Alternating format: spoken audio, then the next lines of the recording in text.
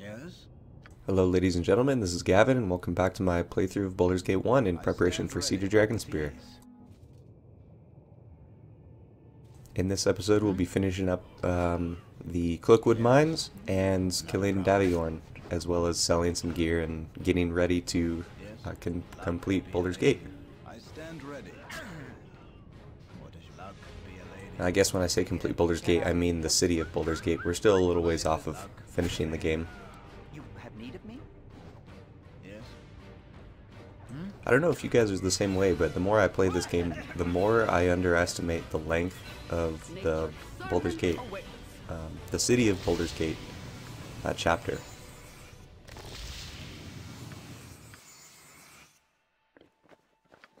I always feel like when I get to this part of the playthrough, I'm about halfway done with the game, but I don't think that's quite true. I think Baldur's Gate, especially if you adventure around and search every nook and cranny, get every piece of gear, do every side quest, there's a ton of content there that I always consistently forget about.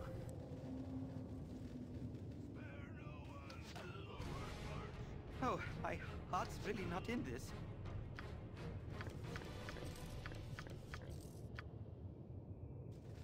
So I'm not sure how thorough I'm going to be in the city of Baldur's Gate. Ideally, I would like to get my guys to have as much experience as possible, as always, of course. But at the same time, some of those smaller quests are not really worth the time investment, particularly since I'm not terribly familiar with a lot of the smaller side quests in Baldur's Gate. So it would artificially lengthen the playthrough if I spent a lot of time going through Baldur's Gate and searching around, because I'd be doing it essentially blind.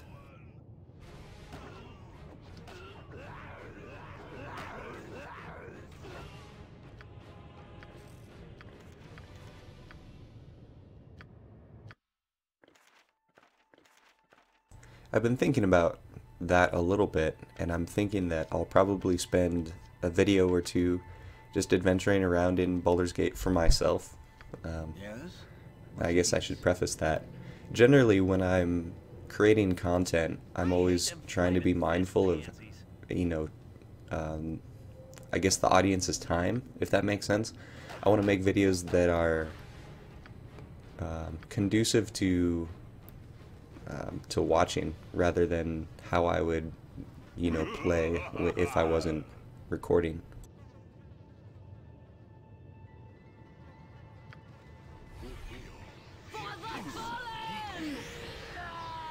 So, I guess long story short, I try to be as efficient as possible when I'm recording, and when I'm playing by myself or, without the recording software going, I would spend a little bit more time screwing around, just adventuring around, enjoying the story for myself.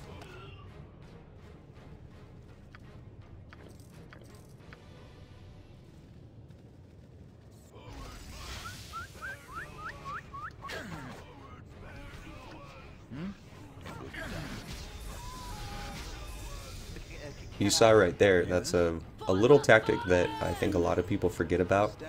I saw that spell was going to go off, and I knew it was going to be some sort of crowd control spell. So in order to mitigate the effects of that spell, I chose to move my player character away from the spellcasting target. In this case it was Koran, or however you pronounce his name, I keep forgetting. Yeah, Koran. Not a problem. What is your bidding? So I moved my guy out so he wouldn't be affected by the spell. Wherever fate takes So for newer players, if you're having trouble with crowd control effects, I know I commented on a question about fighting mages in Baldur's Gate 2. Someone in particular was having trouble with one of the encounters in the planar sphere, and I told him to do exactly what I did there. Spread out your party. The idea behind spellcasters is the same as any other encounter. Sorry, my dog's barking. yields great beauty. The idea is that you want to mitigate the effects of the enemy's attacks, in this case their spells, and you want to maximize the speed at which you take out the person attacking you.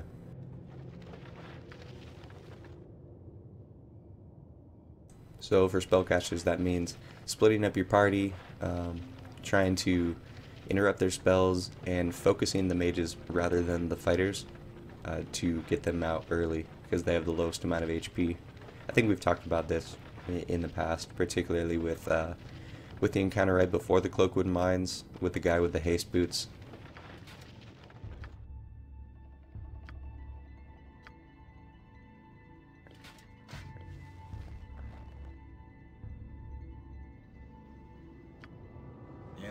There you're seeing me throw some items on the ground. I have enough money that I don't need to worry about finances any longer, so I'll pick up gold and gems and things that are easy to carry. I guess not even gems because I got rid of my gem bag, but I think it's an old habit that dies hard from being a solo runner.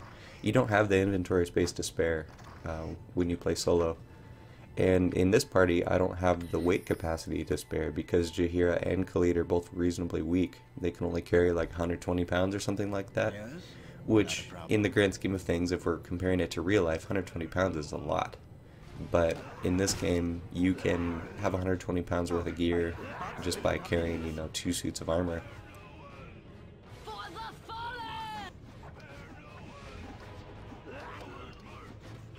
So long story short, if I don't need magical gear and I don't think it's going to be worth the amount of money that I can sell it for, I'll just drop it on the ground from here on out.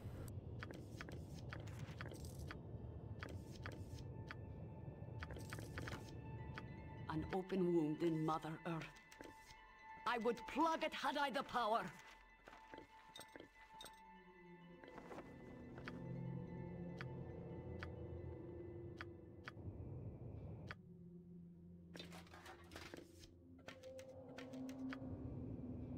Yes?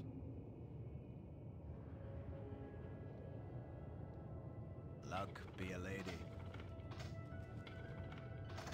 Originally, when I picked up Koran, I was thinking to myself that I would buy him the armor of shadows, or whatever it's called, the leather armor that is sold by the blacksmith in Baragost.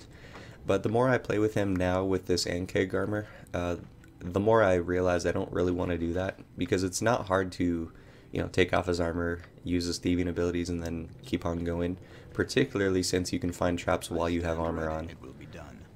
So I don't think I'm going to bother with the expensive Shadow Thief armor, which will actually not do as much damage as, or not mitigate as much damage as this Ankeg armor, just due to its lower armor class. I'm just going to stick with the Ankeg armor and keep on doing what I'm doing. If it ain't broke, don't fix it, right?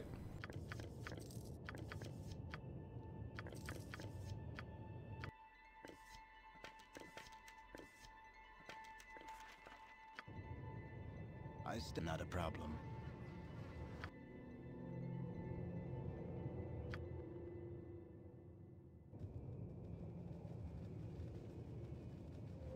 So I've said this in the past, but I'll say it again. Thank you for bothering me about the frequency of my videos.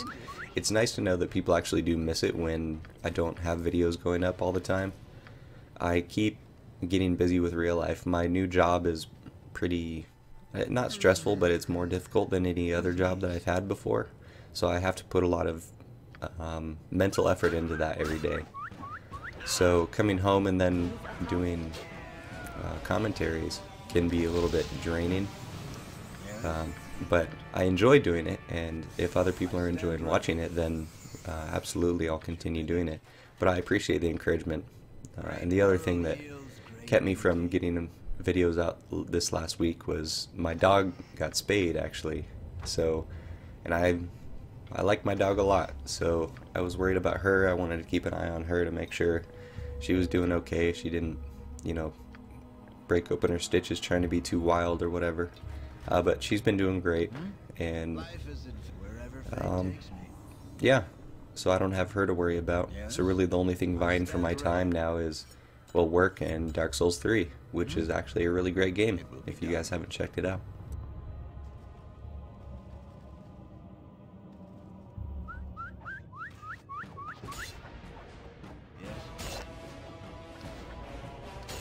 I've been talking about Dark Souls with my coworkers. One of my coworkers is really into it, so it's nice that he and I can you know, talk about the lore and different gameplay styles that he and I have. But then other people are asking us about the game, and they're like, oh yeah, I tried it when it was Dark Souls 1 and it was way too hard and I never played it again, which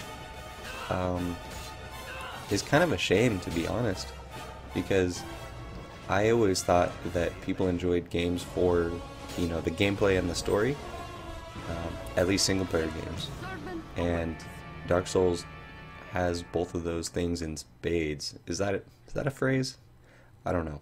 But anyway, Dark Souls has a great story and it has great gameplay, but it is very difficult gameplay, which makes a lot of people not even give it a chance, which is a shame, because like I said, it's really, really good and it's worth your time to check out. And it is very difficult at first, but once you understand the mechanics that the game is working with, then it becomes significantly easier. I stand ready.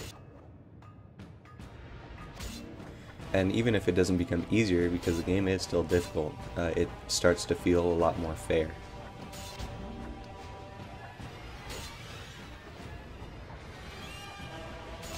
So I've never talked about this encounter before, but I know that a lot of people get stuck here in Baldur's Gate with these battle horrors. There are two ways to handle this encounter. For one, you can dismantle the traps that I think trigger the battle horrors. Don't quote me on that. I'm not sure if the traps are still what trigger them spawning, or you can do what I'm doing right now, which is basically just lure each of them out one at a time, and take it on a case-by-case basis. Yes.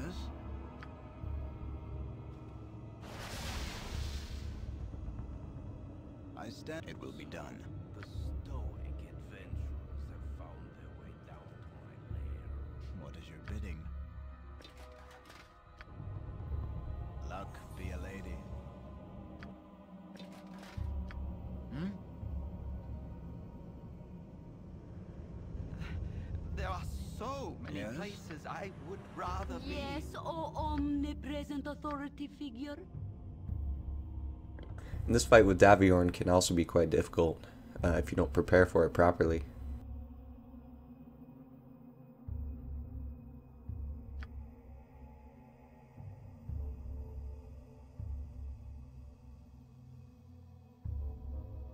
And so I was thinking to myself here, looking at all my potions, trying to decide what would be helpful against Daveorn.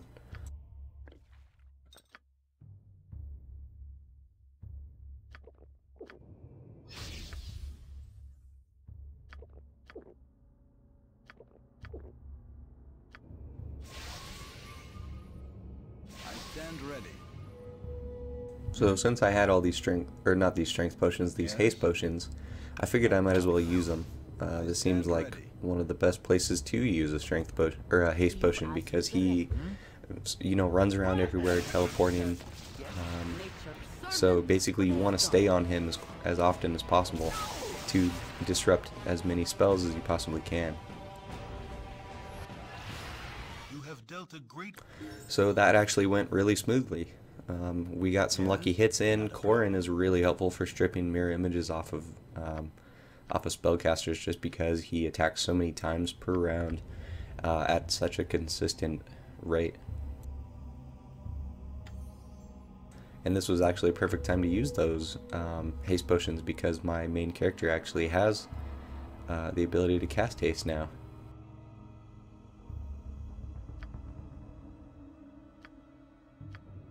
I was thinking about bards a little bit earlier, just having a smoke and thinking about it. It seems like bards don't have the standard, you know, power spikes that other spellcasters or even fighters and mages have. Like, when you talk about fighters, you're always thinking of, oh, when I hit level 9, I'll get my Grand Mastery in my weapon, or when I get 13, I'll get my maximum number of attacks per round. Those are kind of the fighter's power spikes. And then mage, it's obviously when you get the next level of spell.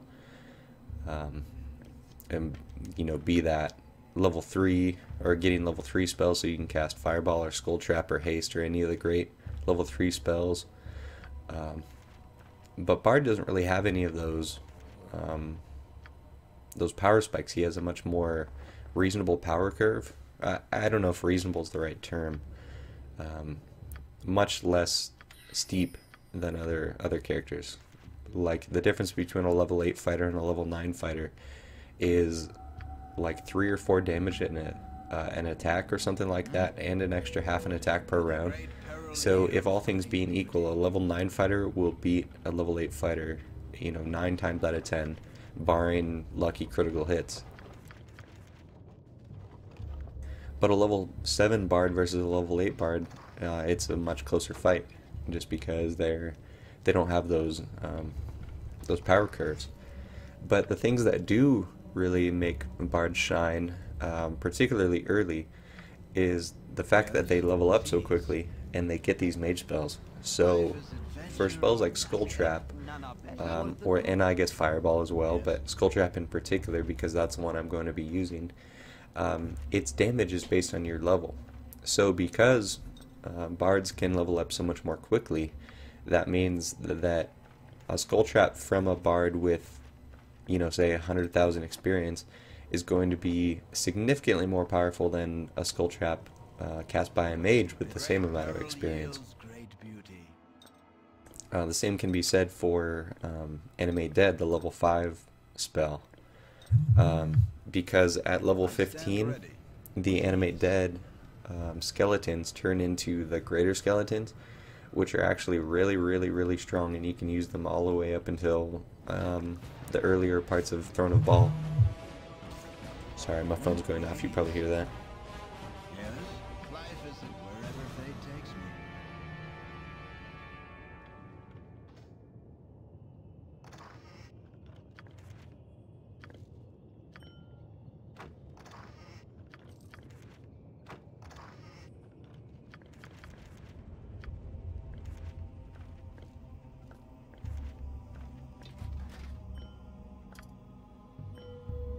And because bards level up so quickly in Throne of Ball, or I guess the later portions of Baldur's Gate 2, you get your high level abilities much more quickly. So you get those ultra powerful Skull Traps, you get the improved Bard Song, you get all those really good things that they get. Use any item, most notably probably. But anyway, you get those so quickly and so early that they can really help you in the later parts of Baldur's Gate 2 and the earlier parts of Throne of Ball.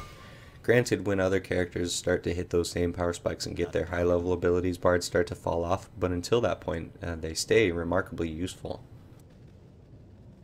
I think a blade in particular stays more useful the later in the game you go, because the improved Bard Song special ability is essentially the Skald song, but better. So a Skald becomes redundant at the later portions of Baldur's Gate 2 and Throne of Ball.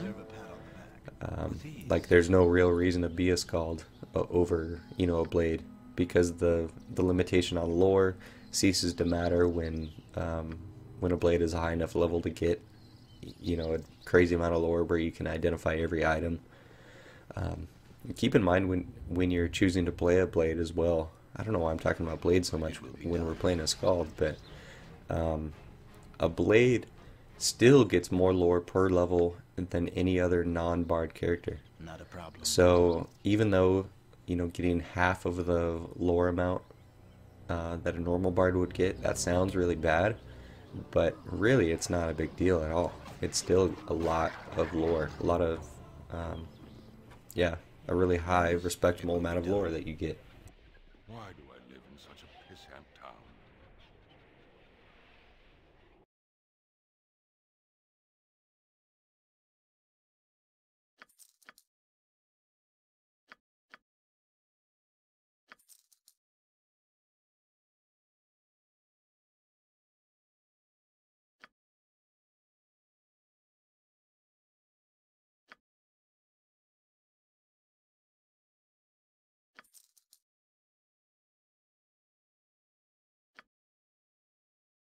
So I'm keeping that angel skin ring because there's a quick quest in, I think it's the Flaming Fist camp, or the Flaming Fist headquarters. There's a guy wanting to give an angel skin ring to his like fiance or something.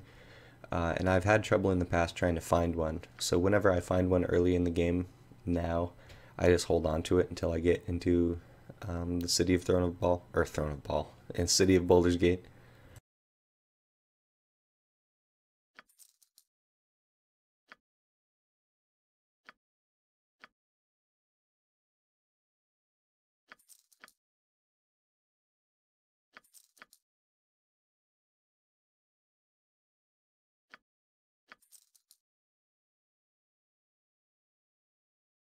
So this video's wrapping up. I'll just do a little bit more inventory management, a little bit more purchasing from this mage. I can't remember his name right now, like the Lantier or something like that. But anyway, that's all that's going to happen in the remainder of this video. I appreciate you watching. I'll let it play out, and I will catch you in the next one.